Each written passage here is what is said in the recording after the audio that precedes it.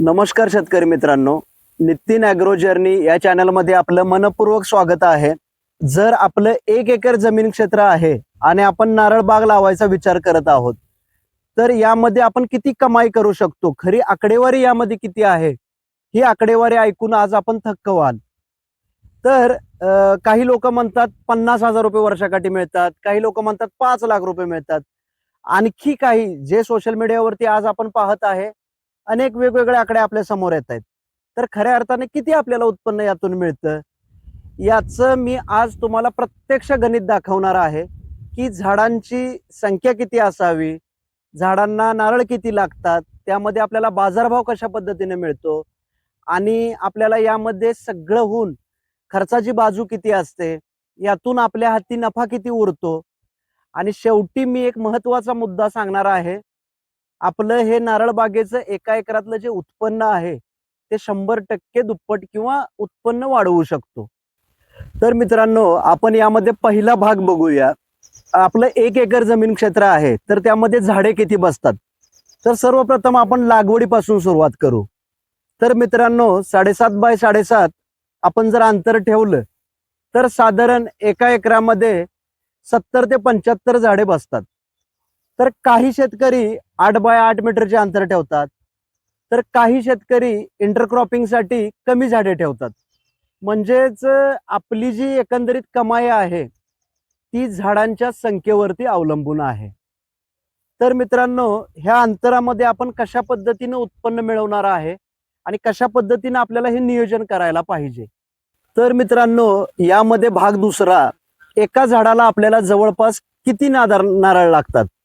तर अनेकदा काही गोष्टी यावरती अवलंबून आहेत बरं का. त्यामध्ये आपण समावेश होतो की आपण जात कोणती निवडली पाहिजे, त्यामध्ये आपलं खतांचं नियोजन कशा पद्धतीने राहतं, त्यामध्ये पाण्याचं नियोजन आपलं व्यवस्थापन कशा पद्धतीने असतं. तसेच झाडांची काळजी घेत असल्याप्रमाणे आपण मागल्या व्हिडिओमध्ये सांगितलेलं आहे, रोग व कीड नियंत्रण कशा पद्धतीने आपण केलं पाहिजे. तर झाडांची योग्य काळजी घेतली ना, तर साधारण एका झाडाला 80, 100, 120, जास्तीत जास्त जर आपण उत्कृष्ट व्यवस्थापन असेल 150 ते 180 नारळ देखील आपल्याला लागतात. म्हणून प्रत्येक झाडांना सारखेच नारळ लागतात हा आपला निव्वळ गैरसमज आहे. काही झाडांना कमी प्रमाणात लागतात, तर काही झाडांना मी सांगितल्याप्रमाणे अतिशय म्हणजे त्या 100च्या त्या रेंजमध्ये आपल्याला नारळ मिळून जातात. तर मित्रांनो, भाग तिसरा, आता आपण कमाईचं गणित बघून घेऊया. यामध्ये आपल्याला 1 एकर जमीन क्षेत्रामध्ये जवळपास 70 झाडे बसतात. तर प्रत्येक झाडाला 100 नारळ पकडले तर 7,000 नारळ 1 एकर क्षेत्रामध्ये आपल्याला आरामशीर मिळून जातात. जर आपल्याला बाजारभावाच्या हिशोबानं सरासरी बाजारभाव आपल्याला एका नारळाचा 30 रुपये जरी पकडला तर 7,000 नारळ गुणुले 30, तर जवळपास 2,10,000 रुपये हे आपल्याला वार्षिक उत्पन्न मिळतं. त्यामध्ये आपण 40 रुपये जरी एका नारळाला भाव पकडला तरी 2,80,000 रुपये देखील आपल्याला हे उत्पन्न मिळतं.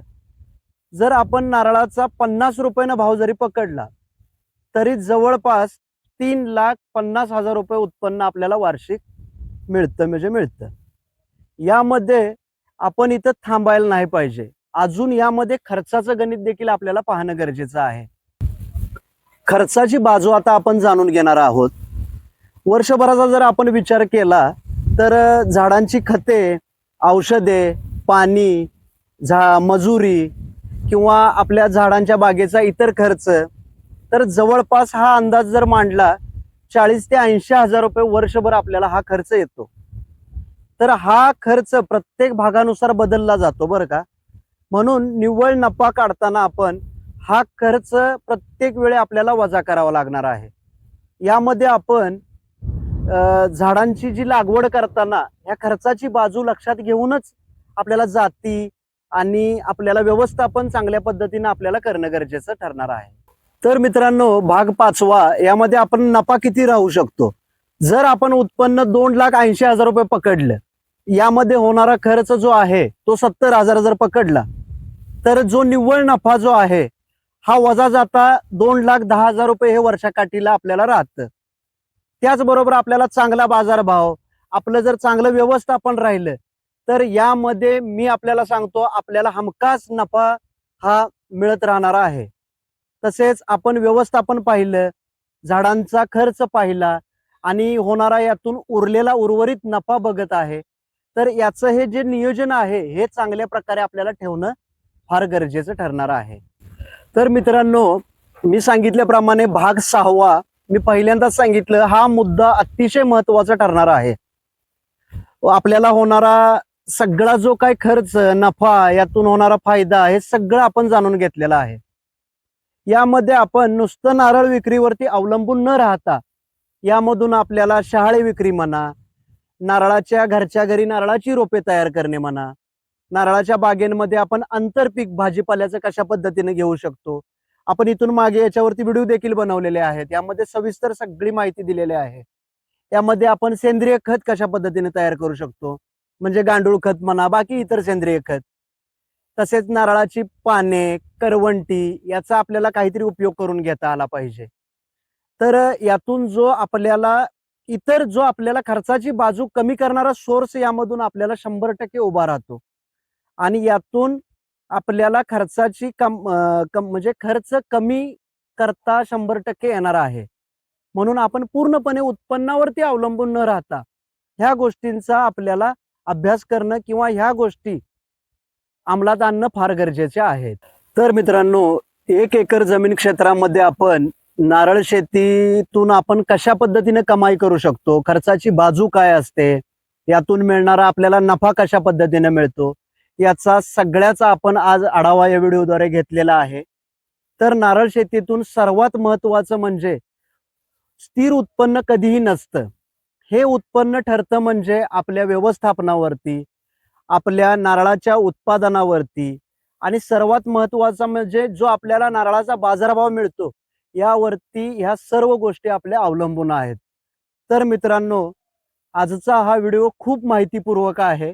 तर आजच्या ह्या व्हिडिओला आपल्या लाईक नक्की करा आणि इतर शेतकरी बांधवांपर्यंत, फळधारकांच्या शेतकऱ्यांपर्यंत हा जास्तीत जास्त व्हिडिओ शेअर करा आणि नारळ शेतीविषयी उपयुक्त माहितीसाठी आपल्या चॅनलला नक्की सबस्क्राईब करा आणि सर्वात महत्त्वाचं कमेंटद्वारे मला आपल्या बागेमध्ये एका झाडाला किती साधारण नारळ लागत आहेत किंवा फुलोरा येऊन नारळ गळती चालू आहे किंवा किडींचा मोठ्या प्रमाणामध्ये प्रादुर्भाव आहे, तर ह्या काही तुमच्या शंका आहेत, ह्या कमेंटमध्ये आपल्याला मांडायला विसरू नका आणि आपल्या चॅनलला सबस्क्राईब करा.